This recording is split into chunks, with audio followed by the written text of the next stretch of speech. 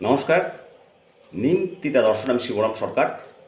Civic ভলেন্টিয়ার্সদের জন্য দারুণ খবর। এই লোকসভা ভোটের আগে সিভিক ভলেন্টিয়ার্সদের জুনিয়র কনস্টেবল পদে নিয়োগের সিদ্ধান্ত।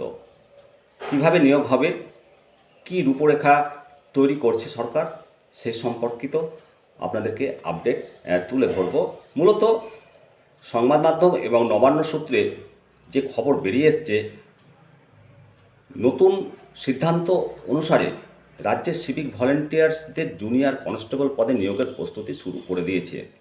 প্রায় 1,20,000 সিভিক কর্মী কর্মরত আছে। তারা লোকাল স্তরে আইন শৃঙ্খলা, ট্রাফিক সমস্ত কিছু দেখভাল করে খুব অল্প পারিশ্রমিকে। একথা সবাই জানি, আপনি আমি। এবারে এই সিভিক ভলেন্টিয়ার্সদের হাতে স্থায়ী চাকরি নিয়োগপত্র তুলে দেওয়ার জন্য সরকার চেষ্টা চালাচ্ছে লোকসভা ভোটের আগেই।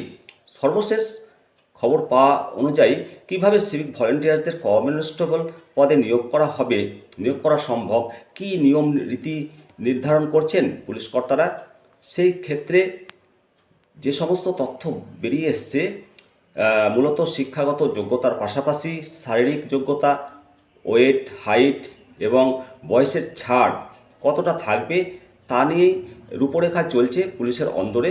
এবং এই কনস্টেবল পদে নিয়োগের ক্ষেত্রে সিভিক ভলেন্টিয়ার্সদের ট্রেনিংয়ের বিষয়টি নিয়েও চিন্তাভাবনা চলছে।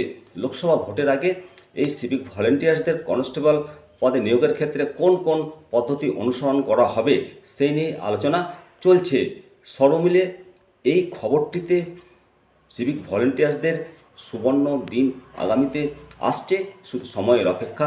আপনাদের সঙ্গে শিবরাম সরকার, নিমতিতা দর্শন। সকলে ভালো থাকুন, সুস্থ থাকুন। নমস্কার।